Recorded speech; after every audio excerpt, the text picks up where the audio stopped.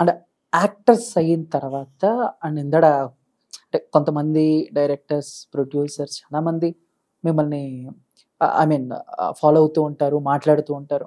కొంతమంది ఏ ఇంటెన్షన్ లేకుండా only story discussion, కొంతమంది వేరే వేరే ఇంటెన్షన్స్ పెట్టుకుని కూడా ఈ టైప్లో ఉంటుంది కదా. అలా ఎప్పుడైనా జరిగిందా మీ లైఫ్లో? అంటే పిలిచి కొంచెం గిల్టీగా ఫీల్ అవ్వటం వేరే వేరేలాగా? వేరేలాగా అంటే చాలా హైలో జరిగింది. బట్ నాకు అప్పుడు తెలీదు లైక్ మీడియాకి ఇది ఇవ్వచ్చు, నేను ప్రూవ్ చేసుకోవచ్చు అని నాకు తెలియదు. రీసెంట్గా శ్రీరెడ్డిది అది చూసేటప్పుడు అనిపించింది నేను కూడా అప్పుడు రేస్ చేయాల్సింది వాయిస్, నేను రేస్ చేయలేదు, మిస్టేక్ చేశాను అని. చాలా సైలెంట్ అయిపోయాను. బట్ చాలా స్ట్రగుల్ చేశారు నన్ను. ఆ స్ట్రగుల్ తర్వాతే నేను హైదరాబాద్ వదిలి వెళ్ళిపోవడం ఢిల్లీ ఇండస్ట్రీ నుంచి. అంటే మీరు హైదరాబాద్ వదిలి వెళ్ళిపోయింది ఎన్ని ఇయర్స్ బ్యాక్? ఒక 6 years బ్యాక్. 6 years బ్యాక్ అంటే ఇప్పుడుతో కంపేర్ చేసుకుంటే అప్పుడు కొంచెం ఏజ్ చాలా తక్కువ ఉంటుంది. చాలా తక్కువ.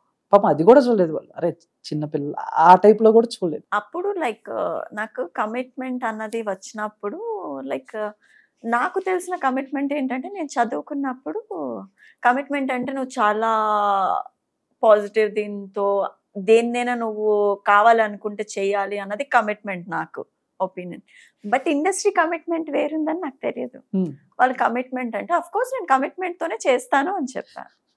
వాళ్ళకి అలా అర్థమైంది. లైక్ నాకు మేనేజర్ అన్నారు, ఇలా కమిట్మెంట్ తో చేయాల్సి వస్తుంది, కమిట్మెంట్ ఇవ్వాల్సి వస్తుంది. అంటే కమిట్మెంట్ ఇస్తేనే కదా నేను ప్రాజెక్ట్ చేస్తాను, వితౌట్ కమిట్మెంట్ నేను ఎలా చేస్తాను, ఐఎమ్ కమిటెడ్ అన్న. వాళ్ళు నేను కమిట్మెంట్ ఇస్తాను అన్న సెన్స్ లో ఉన్నారు. షూటింగ్ ఇంకా 2 days లో ఉంది, నాకు అగ్రిమెంట్ అవుతుంది, ఆ రోజు నన్ను ఇబ్బంది పెట్టడం స్టార్ట్ చేశారు. అంటే ఏ రకంగా? కొంచెం ఏమన్నా ఫిజికల్లీ చేస్తే లైక్ నాకు అర్థం కాలేదు. నువ్వే చెప్పావు కదా కమిట్మెంట్ అంటే ఇదా, ఐ డోంట్ నో.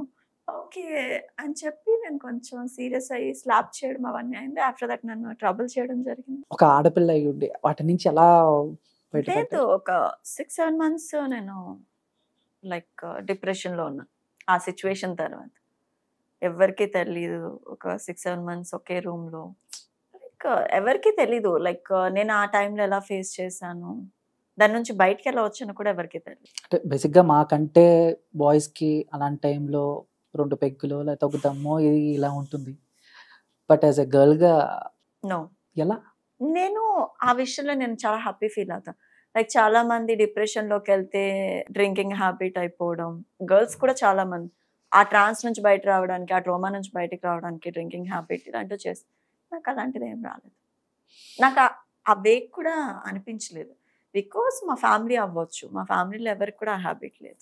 సో మొత్తం మీద అవన్నీ ట్రాజడీ జరిగి అంటే మీ లైఫ్లో పెద్ద ట్రాజడీ అంటే అదే చెప్తారు, ఇంకేమన్నా ఉన్నాయి? ప్రతిదీ నా లైఫ్లో ప్రతి ఒక్క జర్నీ ట్రాజడీతోనే స్టార్ట్ అయింది, స్టిల్ ట్రాజడీతోనే స్టార్ట్ అవుతున్నాయండి. నథింగ్ ఇలా స్మూత్ గా వెళ్ళిపోద్ది అన్న లైఫ్ లో ఇప్పటి వరకు లేదు. అలాంటి టైంలో మళ్ళీ ఏదో ఒకటి అంటే నేను అనుకుంటా, అంటే నాకు ఫేస్ చేయడం వచ్చని మళ్ళీ ఫేస్ చేయడానికి ఇన్ని ప్రాబ్లమ్స్ వస్తున్నాయా, లేకపోతే నా లైఫే ఇంత అని. లైక్ సమ్ టైమ్స్ నేను అనుకుంటా, ఇంతేనా నా లైఫ్, అంటే హ్యాపీనెస్ అన్నది ఉండదా నాకు అని. బట్ చాలా మంది అంటారు నువ్వు హ్యాపీగానే ఉన్నావు కదా అంటే, హ్యాపీగా ఉన్నట్టు నటిస్తున్నా, హ్యాపీగా లేను. ఎక్కువ నవ్వేవారే ఎక్కువ పెయిన్స్ ఉంటాయి, బికాస్ ఆ నవ్వులోనే చాలా పెయిన్స్ దాచుకుంటారు. So much of. సో అమ్మాయి అయినా అబ్బాయి అయినా బాగా ఎంత హ్యాపీగా పైకుంటున్నాడు, లోపల అంత బాధపడుతున్నాడు. హ్యూమన్ బీయింగ్ ఎవరైనా అవ్వచ్చు. ఎక్కువ నవ్వుతున్నాడంటే వాడి లోపల ఉన్న పెయిన్ బయటకి ఎక్కడ తెలిసిపోతుంది అని చెప్పి లోపల హ్యాపీగా ఉన్నట్టు ఎదుటి వాళ్ళకి పోర్ట్రే చేస్తారు వాళ్ళు. ఓకే. బాయ్ ఫ్రెండ్ ఉన్నాడా? లేరు, ఉండేవాడు, బ్రేక్. అది కూడా ట్రాజడీ. అది కూడా ఒక ట్రాజడీ. అంటే ప్రేమ మీద లైఫ్ లో నేను ఒకటే తెలుసుకున్నాను, మనీ ఈజ్ ఇంపార్టెంట్. నాకు ఈ జర్నీలోనైతే నాకు అర్థమైంది ఒకటే, మనీ ఉంటే ఫ్యామిలీ ఉంటుంది, బాయ్ ఫ్రెండ్ ఉంటాడు, ఫ్రెండ్స్ ఉంటారు, ఇంకా చాలా మంది వెల్ విషర్స్ ఉంటారు. ఇఫ్ నీ దగ్గర మనీ లేదు అనుకున్నంటే ఉన్న వాళ్ళు కూడా పోతారు. ఇప్పుడు ఉన్నారా ఫ్రెండ్స్, లేకపోతే ఇంకా మీరు ఒక్కళ్ళే? లేరు. షూటింగ్కి వెళ్తాం రావడం. బికాస్ నేను ఎవరికి అంత తొందరగా ఎందుకు నచ్చినంటే ఏదైనా ఫేస్ మీద మాట్లాడతాను, యాక్సెప్ట్ చేయలేరు. బట్ నువ్వు ఇప్పుడు యాక్సెప్ట్ చేయకపోయినా ఆఫ్టర్ ఒక 6 months అవ్వచ్చు, 1 year అవ్వచ్చు, నువ్వు రిలీజ్ అవుతావు.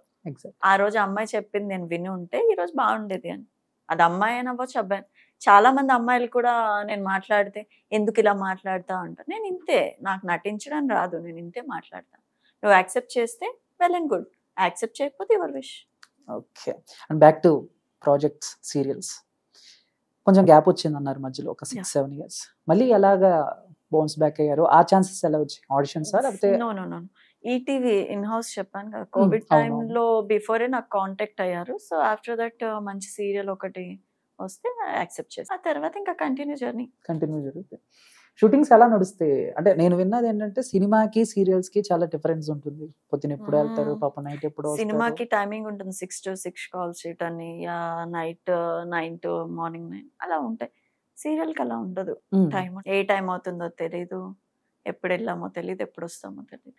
నా లైఫ్ లోనంటే నేను 72 అవర్స్ కంటిన్యూ సీరియల్ కోసం వర్క్ చేశాను 72 గంటలు వితౌట్ స్లీప్. ఏ సీరియల్ కండి? నేను బిఫోర్ ఒకటి కలిసి ఉంటే కలిసి సుఖం అనే సీరియల్ చేసేదాన్ని. Okay. చేసేటప్పుడు సేమ్ టైంలో బ్రహ్మముడి సేమ్ వీక్స్ 2 అయ్యేటప్పుడు ఇంకా 2 డిలే చేయడం లేదు. 2 డేట్స్ ఉన్నాయి నాకు. నేను అవాయిడ్ చేయడానికి ఛాన్స్ లేదు. అండ్ టెలికాస్ట్ ప్రాబ్లం ఉంది. మార్నింగ్ 6 o'clockకి కలిసి ఉంటే కలిసి సుఖం సీరియల్కి వెళ్ళేదాన్ని. ఈవినింగ్ 6 వచ్చిన తర్వాత డైరెక్ట్ మళ్ళీ సెట్లోకి వచ్చేయాలి బ్రహ్మముడి సెట్కి. 7 o'clock అది స్టార్ట్ అయ్యేది. మళ్ళీ ఎర్లీ మార్నింగ్ షూట్ 5:30-6 వరకు మళ్ళీ ఇది అయ్యేది.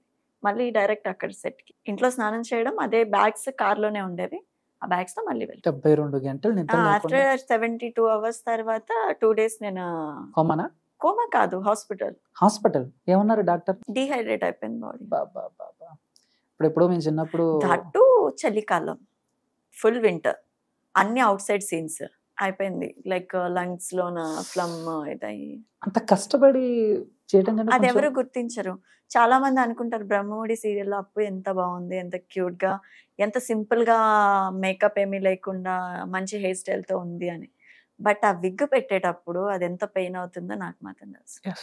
1 year అవుతుంది ఆ విగ్ తోనే నేను జర్నీ చేస్తున్నాను. అండ్ దానివల్ల నాకు బ్లడ్ క్లాట్ అయింది హెడ్ లో. చాలా సఫర్ అయ్యా. బట్ ప్రొడక్షన్ కూడా ఏ రోజు నన్ను అడగలేదు ఆర్ యూ ఓకే అని. ఫ్రెండ్స్ కూడా అడగలేదు ఆర్ యూ ఓకే. అందరికీ ఏంటంటే ఏముంది డబ్బు సంపాదిస్తుంది అనుకుంటున్నారు. సీరియల్ కి డబ్బు ఎంత వస్తుందో సీరియల్ ఇండస్ట్రీ అందరికీ తెలుసు. అవునా? ఫేమ్ మాత్రమే వస్తుంది. అంటే చాలా మంది ఏంటంటే వీళ్ళు డైలీ చేస్తా ఉంటారు. అనుకుంటా. రెమ్యునేషన్ కూడా రోజుకి ఒక్కొక్కరికి ఒక 20 నుంచి 25,000 వరకు ఉంటుంది. అంత లేదు. సీరియల్స్ కి అంత ఇస్తే ఇంకెందుకు బాగుంటుంది. నెల మొత్తం మీద ఎన్ని రోజులు షూటింగ్? మనం అనుకుంటాం మనకి ఫస్ట్ వీక్, థర్డ్ వీక్ ఒక సీరియల్ ఉంటుంది, సెకండ్ వీక్, ఫోర్త్ వీక్ ఒక సీరియల్ ఉంటుంది. ఆ 2 weeks లోన కలిపి అందరూ అనుకుంటారు అంటే 14 days ఇక్కడ, 15 days ఇక్కడ, 15 days ఇక్కడ వర్క్ చేస్తారని. అంత రాదు. గట్టికి కొడితే మొత్తానికి కలిపి 15 days ఉంటుంది. 15 days ఖాళీగానే ఉంటాం. అలా అని మేము ఇంకొకరికి డేట్స్ ఇవ్వడానికి లేదు. ఆ వీక్స్ లో అగ్రిమెంట్ ఉంటుందా? లీడ్స్ అందరికి అగ్రిమెంట్స్ ఉంటాయి. ఆ వీక్స్ లో మేము ఇంకొక సీరియల్ కి ఇవ్వలేం డేట్స్. అలా అని ఇంట్లో ఖాళీ కూర్చుంటే డబ్బులు రావు. చాలా మంది సీరియల్ ఆర్టిస్టులు డిప్రెషన్ లోకి వెళ్ళిపోయి ఒక టైప్ ఆఫ్ ట్రాన్స్ లో ఎందుకుంటారు అంటే బికాస్ ఆఫ్ ది. ఎందుకంటే వర్క్ లేకపోతే వాళ్ళకి అవ్వదు.